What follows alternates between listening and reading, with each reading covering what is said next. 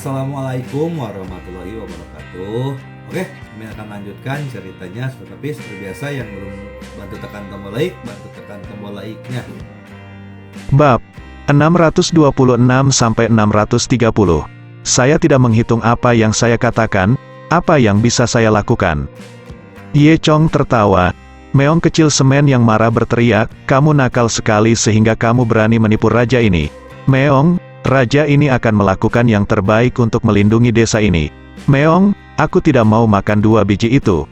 Tapi aku bersedia untuk menjilat mereka. Aku berencana menunggu sampai ulang tahun rajaku untuk makan. Tapi aku tidak menyangka kamu begitu kejam, Meong." Semen kecil itu berpura-pura menyedihkan dan menangis tanpa henti. Ye Chong tertawa diam-diam di dalam hatinya, dan dia berkata, "Baiklah, aku akan memberimu 3 janggut asparagus sebagai gantinya." Little Semen memutar matanya, "Benarkah, Meo, asparagus? Ini jauh lebih maju dari camai jasma?" Ye Chong tersenyum dan berkata, "Tentu saja." Meskipun dia juga enggan memberikan 3 batang asparagus kepada Xiao Semen, tetapi pada akhirnya itu adalah kesalahan lidahnya, dan tentu saja dia harus membayar harga untuk kompensasi. Semen Xiao. Semen kecil tidak menunggu Ye Chong mengatakannya untuk kedua kalinya, melompat dengan cepat, berlari ke depan rumput janggut naga, menggigit 1 gigitan, dan memakan 3 kumis rumput janggut naga dalam 3 gigitan berturut-turut. Setiap kali akarnya digigit, asparagus itu bergoyang kesakitan dalam waktu yang lama. Semen kecil tidak peduli dengan hal-hal ini, takut Ye Chong akan berubah pikiran jika dia berbalik, jadi dia memakannya dengan cepat agar merasa nyaman. Usai makan, Xiao Semen menggaruk perutnya dengan puas, lalu berlari ke samping untuk berjemur di bawah sinar matahari. Ye Chong menggelengkan kepalanya dengan geli, lalu pergi ke ladang obat dan menggali Gui Jiangxi. Semen kecil memperhatikan dari samping, matanya berbinar saat melihat Gui Jiangxi, ingin naik dan menjilatnya. Sekarang barang-barang dari keempat gambar telah dikumpulkan, Ye Chong menyimpannya. Kemudian, Ye Chong berdiri di puncak bukit belakang, menghadap ke seluruh desa Xiaoye. Saat ini, yang ditampilkan di hadapannya adalah penampakan taman istana dengan balok berukir dan bangunan yang dicat. Villa-villa tersebut terbuat dari batu bata biru dan ubin putih, meskipun memiliki bentuk yang berbeda, namun tidak terlihat menonjol sama sekali. Melihat sekeliling, sistem air dan jalan membagi seluruh area villa menjadi utara dan selatan, diam-diam menyesuaikan diri dengan yin dan yang dan 5 elemen. 2 sungai kecil mengalir melewatinya, seperti 2 naga panjang yang melayang, menjaga seluruh desa. Setelah Ki Alam mengalir di sini, jangan coba-coba mengalir keluar. Tempat ini seperti lubang hitam, membentuk lingkaran yang dapat menyimpan semua aura di udara. Aura akan mengalir di sekitar bangunan di seluruh desa. Dan dengan aura yang semakin banyak, tempat ini akan menjadi surga. Selanjutnya, saya akan pergi ke desa untuk memeriksa dan melihat apakah ada masalah dengan pembangunan dojo Istana Naga. Ye Chong berjalan menuruni gunung belakang dan datang ke desa. Dia berjalan di depan, dan Xiao Semen mengikutinya seperti pengikut kecil. Unggas di seluruh desa, seperti angsa besar, anjing besar, ayam jantan dan bebek, mengikuti di belakang Semen kecil, membentuk tim yang kuat. Beberapa penduduk desa bercanda dengan Ye Chong sambil tersenyum, "Kepala desa, kamu lihat kamu sudah lama tidak kembali. Ayam, bebek, dan angsa di desa merindukanmu. Yang mana yang ingin kamu makan hari ini?" Ho! Penduduk desa yang kembali dari lapangan, semua orang sangat senang melihat Ye Chong kembali. Ye Chong berjalan mengelilingi desa di sepanjang jalan semen yang baru saja dibangun di desa tersebut. Dia menemukan bahwa tim teknik Wang Bing menyelesaikan pekerjaan dengan kualitas yang sangat tinggi, dan semuanya dilakukan sesuai dengan gambarnya, hampir dikembalikan ke aslinya. Bahkan penyimpangan ukurannya kurang dari setengah meter, tingkat akurasi ini sepenuhnya memenuhi persyaratannya. Ye Chong mengangguk puas. Selanjutnya, kita bisa mengatur Dragon Palace Dojo. Dia memutuskan untuk menunggu sampai gelap, dan hari masih pagi.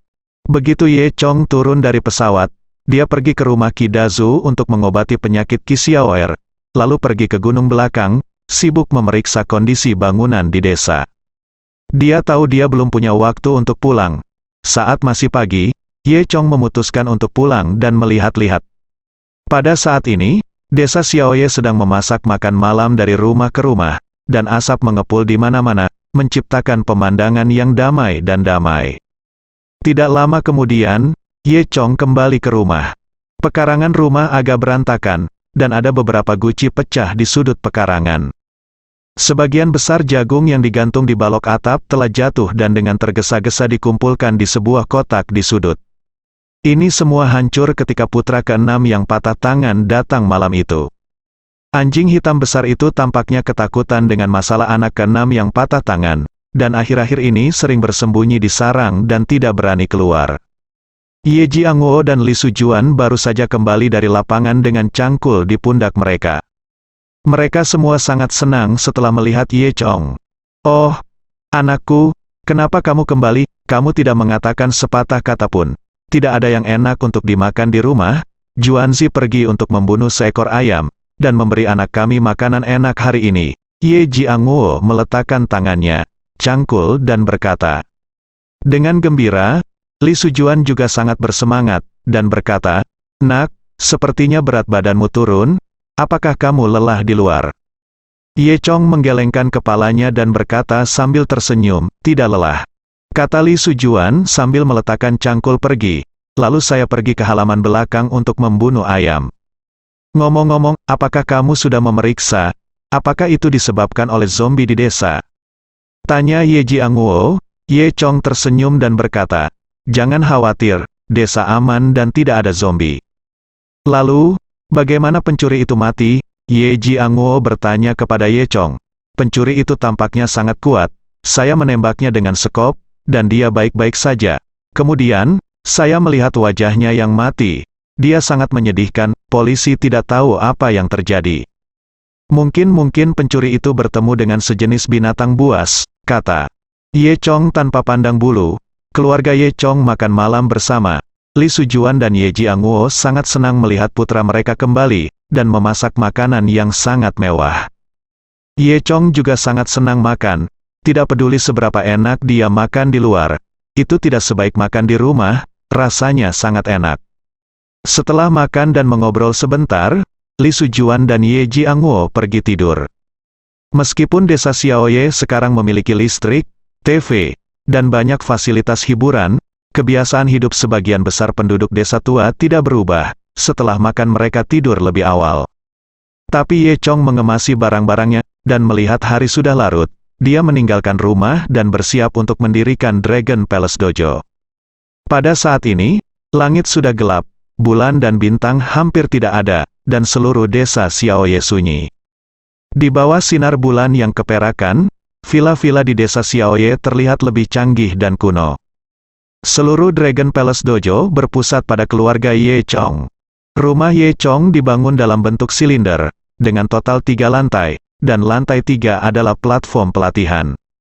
Saat Dojo Istana Naga diaktifkan, energi spiritual akan terkumpul di sini. Setelah itu, Ye Chong pergi ke sudut paling timur desa terlebih dahulu. Ada bangunan khusus di sini yang menyerupai piramida. Piramida tidak memiliki pintu, hanya pintu jebakan setinggi 10 meter di lereng. Permukaan seluruh piramida terbuat dari marmer halus yang sangat halus. Awalnya, ketika Wang Bing membangun piramida, itu sangat sulit, bahkan dia melukai 2 pekerja. Oleh karena itu, orang biasa tidak mungkin masuk ke dalam piramida melalui pintu jebakan. Bukannya saya takut orang lain akan secara tidak sengaja menghancurkan tata letak Dojo Istana Naga. Alasan utamanya adalah fondasi lingkaran sihir di Dojo Istana Naga sangat kuat dan memiliki kekuatan perlindungan diri yang kuat. Jika ada penduduk desa yang secara tidak sengaja mendekat, mereka mungkin akan terluka. Tentu saja, pintu jebakan seperti itu tidak ada artinya bagi Ye Chong. Saya melihat Ye Chong melompat ke posisi lebih dari 10 meter, dan memasuki bagian dalam piramida melalui pintu jebakan. Bagian dalam piramida memiliki ruang persegi dengan dinding di semua sisinya. Ye Chong mengeluarkan Dragon Marrow Essence, dan mengeluarkan beberapa jade talisman 2.0. Jade talisman ini terbuat dari jadware terbaik, dan Ye Chong biasanya enggan menggunakannya. Tetapi untuk membangun Dojo Istana Naga, semuanya sepadan. Dia mengeluarkan beberapa jimat batu giok dan menempatkannya di tempat berbeda di ruangan itu. Kemudian, dengan menggunakan jimat batu giok ini sebagai simpul, sebuah lingkaran sihir digambar di lantai seluruh ruangan. Lingkaran sihir itu terlihat seperti peta bintang, dengan puluhan bintang membentuk bentuk naga. Ini adalah peta bintang Azure Dragon. Setelah itu, Ye Chong menempatkan esensi sumsum naga di tengah-tengah grafik bintang Azure Dragon. Dia menggumamkan sesuatu di mulutnya, dan mengangkat mantra dengan jarinya. Aura naga dan Phoenix gelisah, dan dia berteriak, "Bangun, saya melihat." Bahwa lingkaran sihir yang baru saja digambar memancarkan cahaya biru, dan dalam sekejap, suhu seluruh ruangan tiba-tiba meningkat. Dan ada kolom udara cian yang tidak terlihat dengan mata telanjang, melewati piramida dan langsung menuju ke langit. Udara di sekitarnya berfluktuasi, dan dengan piramida timur sebagai pusatnya, cahaya cian perlahan menyebar ke sekitarnya, akhirnya menutupi hampir seperempat wilayah desa Xiaoye. Setelah itu, diagram arai berkedip 2 kali, lalu menghilang dalam sekejap. Esensi sumsum naga di tanah juga menghilang, seolah-olah tidak terjadi apa-apa. Nyatanya, Ye Chong baru saja menyembunyikan seluruh lingkaran sihir. Ye Chong sangat gembira, posisi King Long telah diatur. Dia melompat keluar dari piramida dan menuju ke lokasi barat. Di ujung barat juga terdapat piramida. Piramida barat adalah piramida macan putih, di mana Tai Sui harus ditempatkan. Ye Chong melakukan hal yang sama, dan setelah memasuki piramida, dia menggambar peta bintang harimau putih di tanah. Kemudian tempatkan Tai Sui yang melambangkan harimau putih di tengah peta bintang harimau putih. Tai Sui ini telah dibasuh oleh susunan spiritual Ye Chong, dan 10.000 tahun ki di tubuhnya telah terhanyut, dan tidak akan lagi memiliki pengaruh jahat di bumi sekitarnya. Setelah itu, Ye Chong mengaktifkan lingkaran sihir, dan kali ini seberkas cahaya putih melesat langsung ke langit. Cahaya putih ini hanya bisa dilihat oleh mata Dewa Naga Ye Chong. Dan cahaya putih berangsur-angsur menyebar, seperti gelombang air, menutupi seperempat wilayah desa Xiaoye. Cahaya putih dan cahaya biru bercampur menjadi satu, seperti dua cairan yang bercampur satu sama lain, sedikit bergetar. Ye Chong sangat puas, saatnya pergi ke arah selanjutnya. Saat ini, Observatorium Luzu berada ribuan mil jauhnya. Beberapa ahli meteorologi menatap bintang-bintang di langit dengan teleskop astronomi, dan terus-menerus menulis catatan. Kopernikus, sepertinya aku baru saja melihat Polaris berguncang. Galileo, apa yang kamu bercanda? Mengapa Polaris berguncang? Benar, Galileo menyesuaikan teleskop astronomi lagi, menatap Polaris dengan cermat. Ye Chong telah tiba di piramida selatan, yaitu Suzaku Selatan. Setelah bintang Suzaku selesai menggambar, dia meletakkan telur Phoenix yang telah dia peroleh dengan susah payah di tengahnya. Lingkaran sihir diaktifkan, dan seberkas cahaya oranye melesat langsung ke langit. Pada saat yang sama, cahaya oranye menempati seperempat wilayah desa Xiaoye. Akhirnya, Ye Chong datang ke piramida utara. Kursi Xuanwu di utara pertama-tama menggambar peta bintang Xuanwu di tanah, dan kemudian meletakkan telur Phoenix yang melambangkan Xuanwu. Tidak lama kemudian, seberkas cahaya hitam melesat langsung ke langit. Dan cahaya dan bayangan hitam juga menyelimuti bagian terakhir desa Xiaoye. Saat ini, melihat ke masa lalu dengan mata Dewa Naga, Anda dapat menemukan bahwa di 4 sudut desa Xiaoye, 4 pilar menara cahaya ke langit, seperti 4 pilar yang menopang langit. Setelah itu, 4 warna cahaya berangsur-angsur menyatu, dan akhirnya berubah menjadi warna keemasan, menutupi langit di atas desa Xiaoye. Dan seluruh desa Xiaoye diselimuti gelombang cahaya kemasan, seolah-olah ditutupi oleh gelembung besar. Selesai, Ye Chong sangat gembira. Dia juga menghabiskan banyak energi. Duduk di puncak piramida terakhir, menatap langit malam dengan penuh semangat. Langit malam saat ini telah terganggu oleh 4 berkas cahaya. Pada saat ini, Observatorium Astronomi, Galileo tiba-tiba mengangkat kepalanya dari teleskop dan menatap Kopernikus dengan heran. Kopernikus, penemuan hebat, bintang utara baru saja melompat, dan mungkin telah terlantar. Melihat ekspresi kaget Galileo, Kopernikus sepertinya tidak berbohong. Bung, Mari kita ukur dengan cepat, mungkin kita menemukan tontonan astronomi hari ini. Cepat-cepat, jangan biarkan observatorium lain memimpin. Keduanya menyalakan komputer dan melakukan operasi panik. Melalui pengukuran dan perhitungan yang rumit, setengah jam kemudian, mereka mengirim berita yang mengejutkan dunia dari observatorium. Entah kenapa, Polaris telah bergeser 0,45 derajat. Dan hanya beberapa menit setelah dirilis, 5 observatorium dari berbagai belahan dunia juga merilis tontonan ini secara bergantian. Komunitas astronomi terkejut, meski hanya offset kecil, namun memiliki dampak yang cukup besar terhadap fenomena alam seperti gravitasi bumi dan pasang surut. Beberapa makhluk yang menggunakan fase bulan sebagai jam biologisnya juga terpengaruh. Dalam setengah bulan berikutnya, orang menemukan bahwa beberapa katak berhenti bertelur, dan belalang di belahan bumi utara berhenti memanggil. Ada juga 2 jenis burung yang punah karena perpindahan bintang utara. Di Siberia, seseorang mengaku pernah melihat 2 manusia serigala muncul di jalan. Dikatakan bahwa vampir di negara Mei baru-baru ini aktif. Untuk sementara, orang-orang berbicara dengan panik, dan bahkan mengatakan bahwa itu mungkin merupakan awal dari akhir dunia. Faktanya, justru karena dojo Istana Naga yang sangat menentang langit yang diatur oleh Ye Chong di bumi yang menyebabkan pembelokan bintang utara. Sekarang, dojo Istana Naga awalnya telah terbentuk, dan seluruh desa Xiaoye diselimuti energi yang melimpah. Ini bukan hanya film pelindung, tetapi kemampuan Ye Chong akan cukup di masa depan. Bahkan jika dia berada ribuan mil jauhnya, dia dapat mengendalikan film pelindung dengan pikirannya, membentuk lapisan perlindungan yang sangat kuat untuk seluruh desa. Di masa depan, orang-orang seperti Lao Liu dengan lengan patah akan datang ke desa, dan mereka tidak membutuhkan semen kecil. Ye Chong dapat mengubah bocah ke-6 dengan lengan patah menjadi abu selama dia menggerakkan pikirannya. Tapi ini semua untuk nanti, tentu saja Ye Chong belum memiliki kemampuan seperti itu. Tapi sekarang Dragon Palace Dojo baru saja selesai. Masih perlu mengumpulkan aura langit dan bumi. Ketika aura terakumulasi ke tingkat tertentu, itu bisa berubah dari kuantitatif menjadi kualitatif, dan kemudian Dragon Palace Dojo bisa benar-benar menjadi diaktifkan. Meski orang biasa tidak bisa melihat film pelindung, mereka masih bisa merasakan perubahan di desa Xiaoye. Keesokan harinya, ketika penduduk desa bangun, mereka menemukan bahwa tubuh mereka sangat rileks, dan mereka tidur sangat nyenyak. Apalagi udara yang saya hirup lebih segar dari sebelumnya.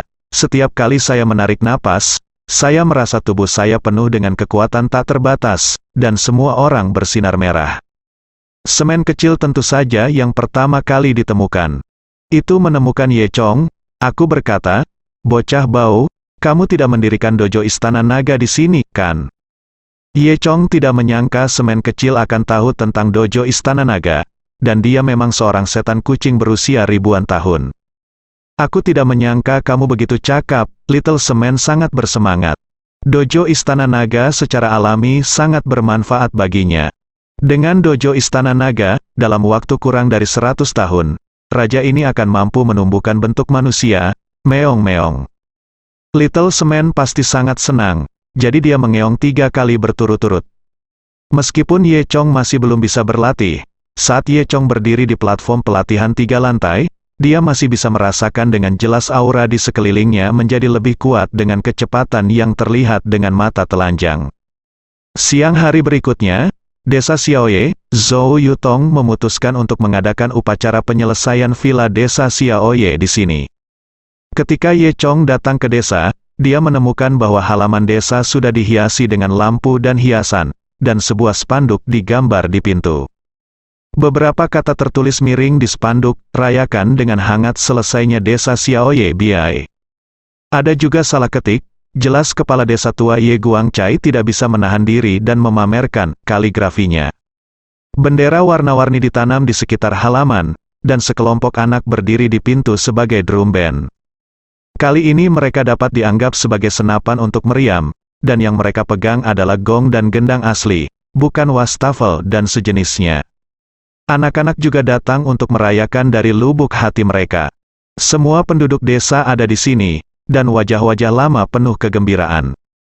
Kepala desa tua, Ye Guangcai, berdiri di sana dengan tangan di belakang punggung dan tubuhnya membungkuk dengan riang. Zhou Yutong dan Lin Wan sedang duduk di kantor mengobrol, dan mereka bisa melihat orang-orang di halaman melalui jendela. Keduanya berpakaian sangat indah hari ini. Mereka berdandan dengan hati-hati, mereka seindah bunga kecil di bidang kedokteran. Zhou Yutong membolak-balik telepon dan berkata kepada Lin Wan, "Hei, Waner, tahukah Anda, saya membaca berita bahwa Polaris telah berubah dan tiba-tiba dibelokkan 0,45 derajat. Lin Wan mengangguk dan berkata, "Saya sudah mendengar itu juga, dan saya juga mendengar bahwa kebiasaan banyak hewan telah berubah karena pengaruh defleksi." Oh, Zhou Yutong tiba-tiba menyadari. Tidak heran saya merasa semen kecil itu sepertinya semakin banyak, centil baru-baru ini. Lin Wan terkekeh, benar. Ketika saya melihat semen kecil pagi ini, ia mengeong 3 kali ke arah saya, dan tubuhnya diputar 180 derajat. Faktanya, mereka tidak tahu. Hanya saja Xiao Semen telah diracuni dengan memakan 3 janggut asparagus sekaligus, dan perilakunya belakangan ini agak aneh. Kumis asparagus ini lebih efektif daripada catnip. Wajahku sangat kasar akhir-akhir ini, aku tidak tahu apakah itu ada hubungannya dengan defleksi. Kata Zhou Yutong sambil menyentuh wajahnya. Lin Wan tersenyum lagi, "Tidak apa-apa, wajahmu yang kasar adalah karena kamu tidak tidur nyenyak. Kamu mungkin merindukan Ye Chong karena kamu tidak tidur nyenyak, kamu. Gadis kecil, mari kita lihat bagaimana aku menanganimu." Seperti segera setelah dia menjadi merah, dia mengulurkan tangan untuk mencubit Lin Wan. Lin Wan terkikik dan mengelak. Pada saat ini, Ye Chong masuk. "Hei!" Kedua istri bersenang-senang. Zhou Yutong dan Lin Wan memberi Ye Chong pandangan kosong pada saat yang sama. "Bah, tak tahu malu." Ye Chong berkata sambil tersenyum, "Waktunya hampir habis, ayo pergi turun." Orang-orang keluar dari gedung perkantoran. Ketika penduduk desa melihat Ye Chong dan yang lainnya muncul, mereka langsung bersorak. "Oh, kepala desa, kemarilah, kepala desa sedang menunggumu." Ye Chong berkata sambil tersenyum, Oke, itu, ayo kita mulai sekarang." "Oke." Ye Guangcai terkekeh. Hanya menampilkan setengah gigi yang tersisa di mulutnya, dia melambai kepada anak-anak. Para siswa SD ini langsung menabuh gong dan gendang dengan penuh semangat sehingga menimbulkan kegaduhan. Di tengah suara gong dan genderang, Ye Chong berjalan ke panggung tinggi yang didirikan di depan, ditemani oleh Zhou Yutong dan Lin Wan. Zhou Yutong berdiri di samping Ye Chong, memberi isyarat agar semua orang berhenti dan mendengarkan pidato Ye Chong. Biarkan dia menyerahkannya kepada Ye Chong dan semua orang bertepuk tangan untuk waktu yang lama sebelum berhenti. "Halo semuanya." Setelah beberapa saat, mereka memanggil Wang Bing. Lagi pula, Wang Bin berkontribusi banyak untuk penyelesaian villa. Kata Ye Chong. Kemudian Ye Chong berkata, "Penduduk desa, setelah sekian lama, setelah kerja keras semua orang, villa kami di desa Xiaoye akhirnya dibangun. Aku ingin tahu bagaimana perasaanmu tinggal di dalamnya." "Sangat nyaman, tidak heran orang-orang di kota suka tinggal di villa." Menantu ketiga Kiao berteriak, membuat semua orang tertawa. Ye Chong melanjutkan, "Selama periode waktu ini, semua orang telah bekerja keras tinggal di rumah baja berwarna. Kamu pantas mendapatkannya. Selama kita terus bekerja keras di masa depan, hidup kita akan lebih baik." Semua orang bertepuk tangan. Kemudian, Ye Chong memanggil Wang Bing. "Tentu saja, kita tidak bisa melupakan kakak laki-laki kita Wang Bing. Dia memimpin tim teknik bekerja keras siang dan malam untuk membangun area villa kita dengan sangat cepat." Semua orang bertepuk tangan untuk Wang Bing lagi, dan Wang Bing merasa malu. Dia tersipu dan berkata, "Ya Tuhan, ini yang harus saya lakukan, dan saya juga menganggap diri saya orang dari desa Xiaoye." "Ye Chong, Anda adalah kepala desa saya," Wang Bing berkata dengan aksen desa Xiaoye. Semua orang tertawa. Zhou Yutong berkata, "Maka saya punya satu hal lagi untuk ditekankan.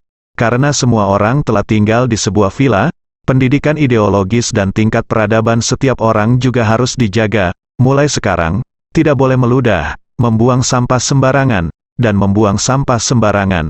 Utah, kita perlu membuat desa kita bersih, bersih, dan bersih, loh."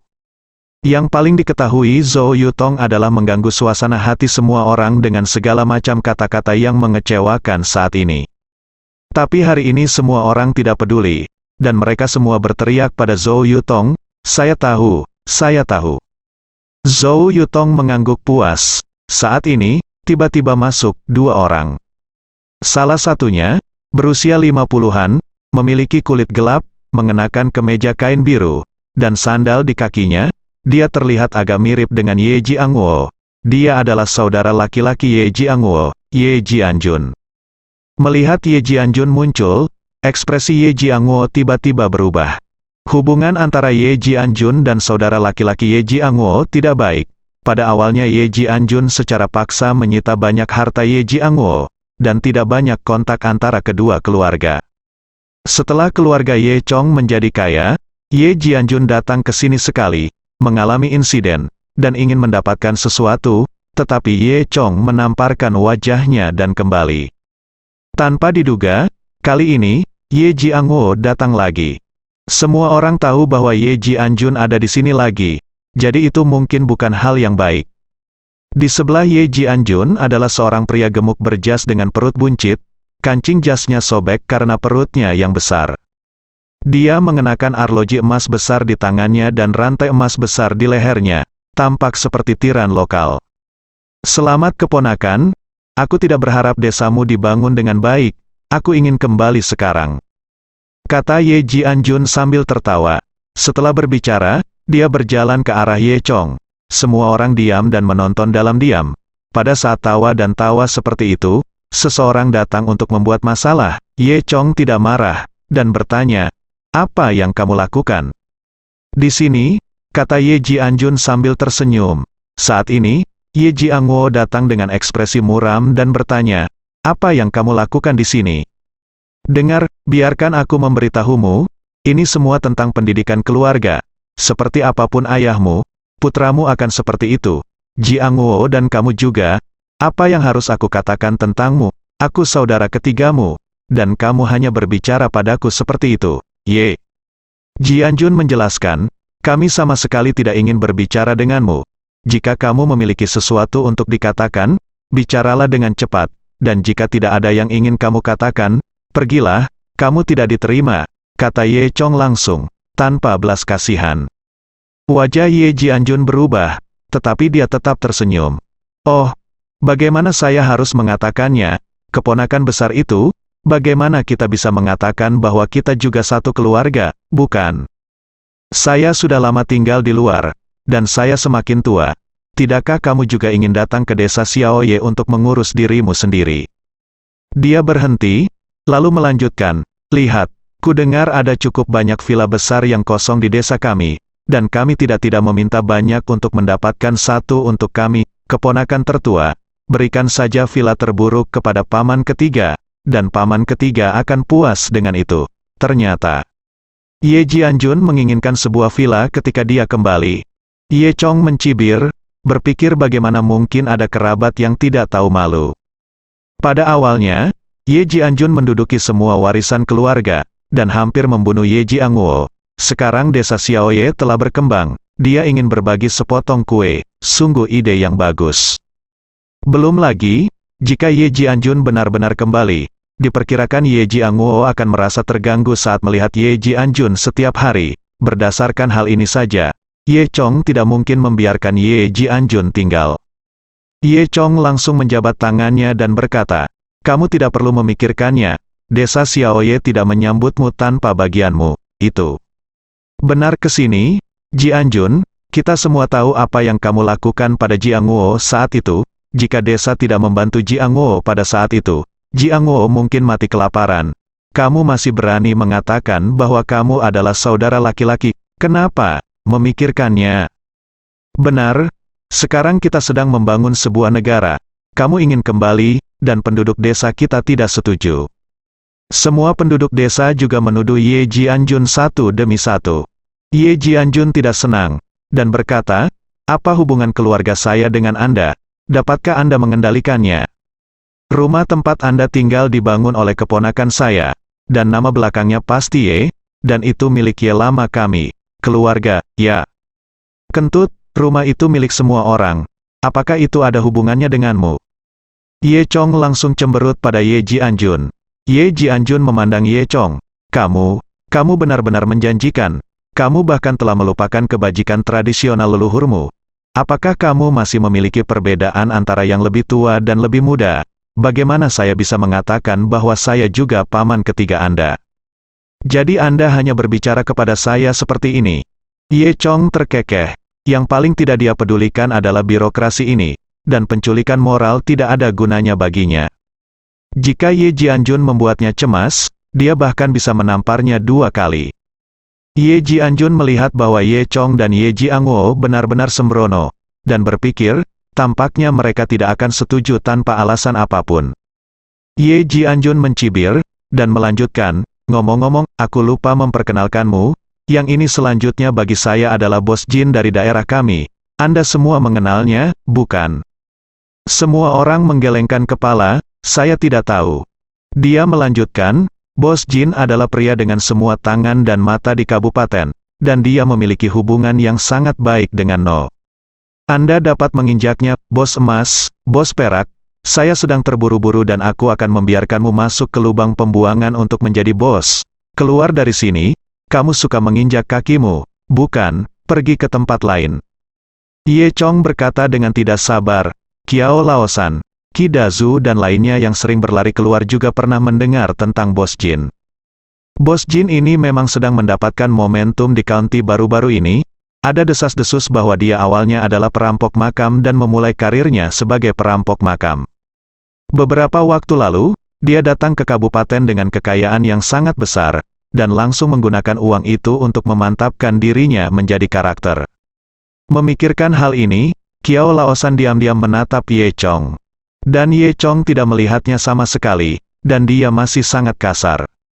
Ye Jiangwo berkata, Ye Chong, jangan menganggapnya serius.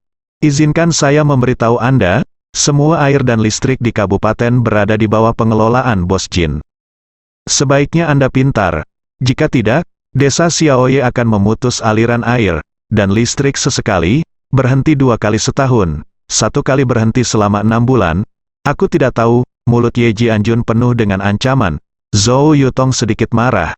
Kamu berbohong kepada siapa? Bagaimana air dan listrik bisa diserahkan kepadamu? Dan bagaimana kamu bisa memutus air dan listrik sesuka hati? Bukankah ada hukum? Ye Jianjun terkekeh. Gadis kecil, kamu cantik. Kenapa kamu begitu bodoh?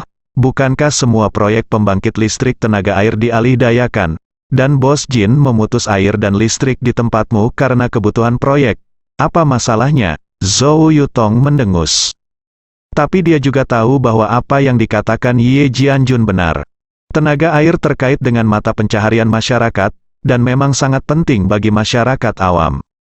Ye Chong tersenyum, lalu menggelengkan kepalanya, dan berkata, Ye Jianjun, kamu benar-benar memiliki imajinasi yang aneh. Aku akan meninggalkan ini di sini hari ini. Tidak ada yang memiliki kemampuan untuk menghentikan air dan listrik di desa Xiaoye, Jin yang diam selama ini. Bos mendengus dan meniup cincin asap, dia memandang Ye Chong. Nak, kamu sangat merajalela, orang terakhir yang merajalela sepertiku. Rumput di kuburnya hampir lebih tinggi darimu. Ye Chong tersenyum tanpa berkata-kata. Untungnya, Bos Jin dapat berbicara. Dia memang pantas menjadi orang kaya. Cobalah jika kamu memiliki kemampuan. Ye Chong berkata dengan tenang, jika kamu memiliki nama keluarga Jin, selama air dan listrik di desa Xiaoye padam selama sehari, aku akan membuatmu menyesalinya untuk sisa hidupmu. Brengsek. Mungkinkah Jin Seng Chai ketakutan? Wajah lama Bos Jin memerah, dan dia melempar cerutu ke tanah. Saat itu, sebuah mobil berwarna hitam berhenti di depan gerbang kompleks kantor desa. 2 orang turun dari dalam, tidak lain adalah Lu Wen dan Xiao Qi, putra tertua dari keluarga Lu. Bos Jin terkejut saat melihat Lu Wen, dia secara alami tahu siapa Lu Wen. Hanya saja dia tidak tahu, apa yang dilakukan Lu Wen di sini. Mungkinkah dia datang untuk menemukannya secara langsung? Pasti, kalau tidak, mungkinkah mereka ada di sini untuk menemukan meriam gunung ini?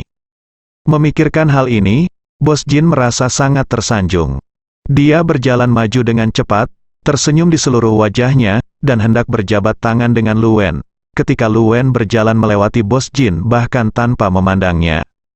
Lu Wen berjalan ke arah Ye Chong. "Kakak Lu, Xiao Qi, lama tidak bertemu." Ye Chong tersenyum. Lama tidak bertemu, Lu Wen masih berbicara singkat, lalu berjabat tangan dengan Ye Chong.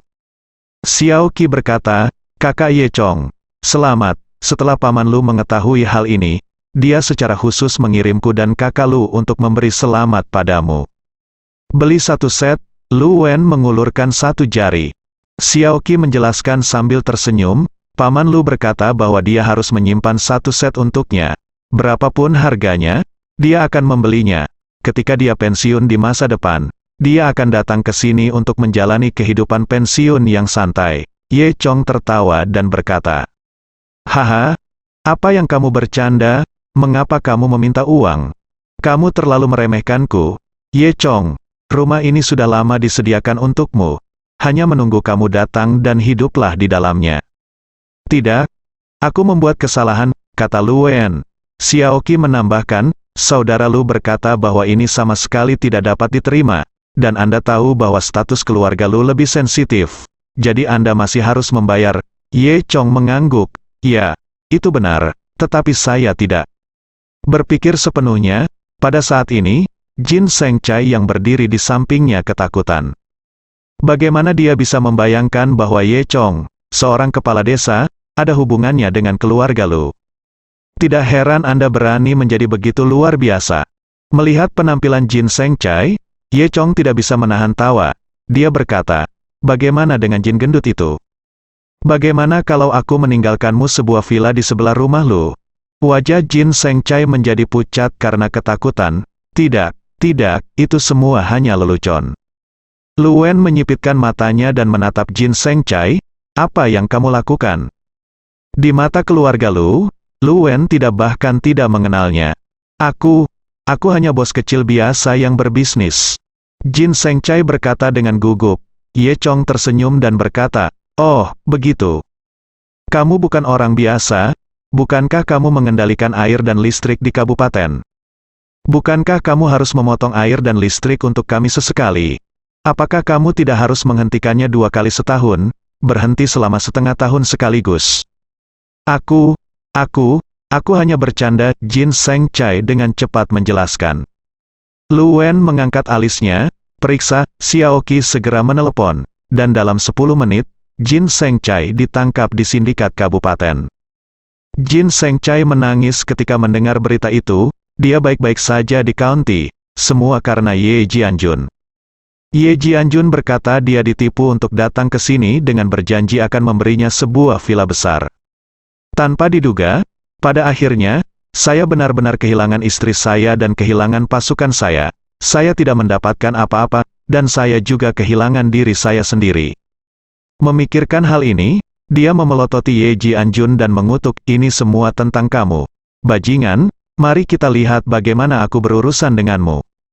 Lagi pula, Jin Sengcai meninju Ye Jianjun hit dan menendang. Hidung Ye Jianjun memar dan wajahnya bengkak akibat pemukulan. Dia berbaring di tanah, memohon belas kasihan. Namun, tidak ada seorang pun di desa Xiaoye yang membantunya, tetapi mereka semua menonton dengan senang hati. Semua orang menertawakan Ye Jianjun. Mengetahui bahwa Jin Sengcai telah menghasilkan cukup uang, dia pergi. "Apakah kamu masih pergi?" Ye Chong menatap Ye Jianjun yang sedang berbaring di tanah. Ye Jianjun segera bangun, dan meninggalkan desa Xiaoye dengan tergesa-gesa seperti anjing yang hilang. Di belakangnya, semua orang bertepuk tangan dan mencemooh. Ye Chong tinggal santai di desa selama 2 hari. Semakin banyak aura yang beredar di Dragon Palace Dojo, dan Ye Chong juga senang di hatinya. Awalnya, dia ingin tinggal di desa selama beberapa hari lagi, tetapi dia menerima telepon. Panggilan itu dibuat oleh Ding Chun Qiu, dokter pengobatan Tiongkok tua yang saya temui di panti Jompo Longsan. Setelah Ye Chong menyembuhkan Lu Tianping, Ding Chun Qiu sangat mengagumi keterampilan medis Ye Chong, dan bahkan mengagumi teknik akupunturnya. "Hei, apakah itu Tuan Ye Chong Ye? Ini aku. Lao Ding, jadi ini Tuan." "Ding, ada apa? Kamu Apakah nyaman bagi Fang untuk datang ke Yucheng kita? Ding Chunqiu ini juga seorang ahli kedokteran di Yucheng, dan dia terkenal di seluruh Jiangdong, terutama di zona perang. Tangan besar seperti dia meminta bantuan Ye Chong, yang menunjukkan bahwa semuanya sangat sulit. Ye Chong tidak terlalu banyak berpikir, dan setuju dalam satu tegukan. Setelah itu, setelah Ye Chong mengucapkan selamat tinggal kepada semua orang, dia meninggalkan desa Xiaoye, mengendarai helikopter, dan kembali ke Luzhu terlebih dahulu. Karena dia belum pernah ke Yucheng sebelumnya, dia tidak langsung pergi dengan helikopter, tetapi setelah tiba di Luzhu, dia pindah ke kereta berkecepatan tinggi dan membutuhkan waktu 3 jam lagi untuk tiba di Yucheng, ibu kota provinsi Jiangdong. Kota Yu ini layak menjadi ibu kota provinsi Jiangdong, kota metropolitan yang dicintai ribuan orang. Di sini banyak gedung bertingkat tinggi di mana-mana, dan jalanan penuh dengan pekerja migran yang terburu-buru. Sepertinya tidak ada yang mau membuang waktu di kota metropolitan seperti itu. Langit cerah, dan kakek serta bibi berjalan santai dan menari di taman atau di jalan. Di lingkaran komersial utama dan jalan pejalan kaki yang dapat dilihat dalam 10 langkah, pria dan wanita muda yang modis dan cantik berjalan-jalan di jalan berbicara dan tertawa. Seluruh kota penuh dengan pemandangan yang semarak. Setelah Ye Chong turun dari kereta, Ding Chunqiu mengirimkan mobil khusus untuk mengantar Ye Chong ke rumah Ding Chunqiu. Ini adalah kota tua Yucheng di kota modern. Gaya arsitektur tahun 1980-an masih dipertahankan, dengan semua bungalow bata dan ubin. Ini sudah menjadi kawasan perlindungan sejarah dan budaya kota, dan tidak akan ada renovasi dan pembongkaran lebih lanjut dibandingkan dengan kawasan perkotaan baru dengan banyak gedung bertingkat. Harga rumah tidak tahu berapa kali lebih mahal. Tidak jauh dari rumah Ding, Anda bisa melihat sungai terbesar yang mengalir melalui Yucheng, Wujiang. Di tengah sungai Wujiang, ada sebuah pulau bernama Xiangdao. Ada 2 gedung pencakar langit yang sangat tinggi di atasnya, yang merupakan bangunan tertinggi di dunia. Pada saat yang sama, itu juga merupakan pusat keuangan seluruh Tiongkok, dan bahkan seluruh belahan bumi utara.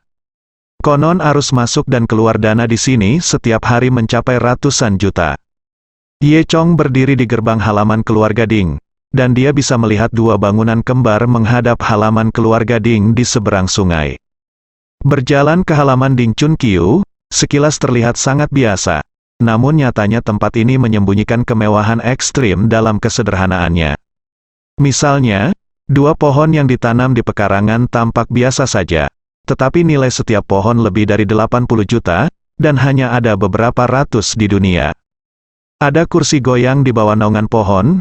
Ding Chunqiu mengenakan rompi putih besar, memegang kipas cat tail besar, berayun lembut di kursi goyang.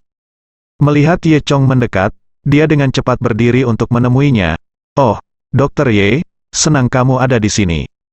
Ye Chong bertanya pada Ding Chunqiu, "Jangan bicarakan itu, pasien macam apa itu?" Chunqiu berkata dengan wajah tua yang memalukan, "Ini putriku. Nama putriku Ding Changning. Ya, dia memiliki penyakit aneh dan suka membalikkan keadaan. Hei, aku malu mengatakannya. Aku bahkan berpura-pura menjadi seorang medis ahli. Tapi bahkan anakku sendiri putriku tidak bisa disembuhkan. Aku hanya bisa meminta bantuan Dr. Ye." Ding Chunqiu tampak tak terlukiskan. "Kamu akan tahu ketika kamu melihatnya." Ye Chong mengangguk dan berkata, "Kalau begitu pergi dan lihat dulu." Pada saat ini, seorang pria berusia 30-an keluar dari ruangan. "Ayah, apakah ini dokter jenius yang kamu temukan?" Pria itu terlihat sangat menghina ketika melihat usia muda Ye Chong. Dia adalah putra tertua Ding Chunqiu, bernama Ding Chang'an. Keluarga Ding berasal dari keluarga medis, jadi Ding Chang'an secara alami memiliki beberapa keterampilan, matanya lebih tinggi dari ayahnya. Ketika Ding Chunqiu bertemu Ye Chong untuk pertama kalinya, dia memiliki pemikiran yang sama dengan Ding Chang'an sekarang. Namun, ketika Ye Chong menunjukkan keterampilan medisnya yang ajaib, Ding Chunqiu benar-benar yakin. Dia menatap Ding Chang'an dengan pandangan kosong. "Apa yang kamu tahu?"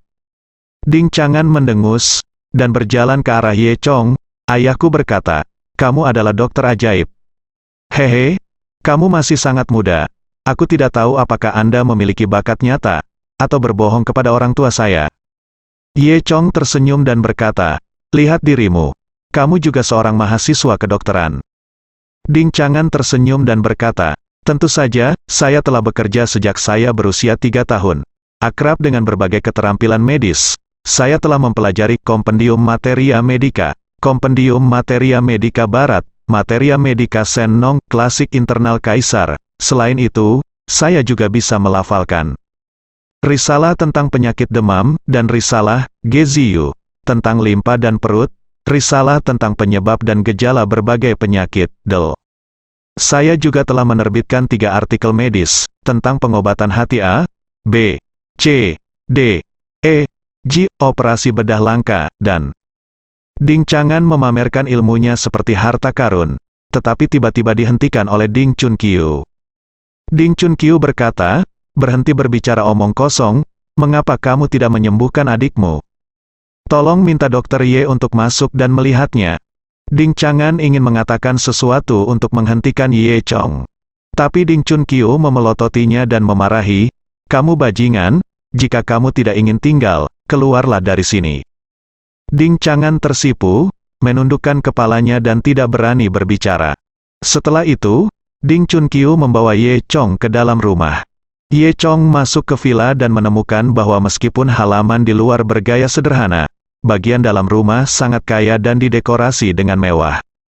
Seluruh villa memiliki 3 lantai dan ruang bawah tanah. Lantai pertama adalah aula resepsi, kiri adalah dapur, dan di aula kanan, terdapat berbagai jenis furnitur mahoni, sofa kulit, dan beberapa barang antik sederhana dan elegan, yang semuanya menunjukkan sumber keuangan pemiliknya. Ding Chunqiu berkata kepada Ye Chong, Tuan Ye, putriku ada di ruang bawah tanah sekarang, silakan pergi dan lihatlah, bersambung.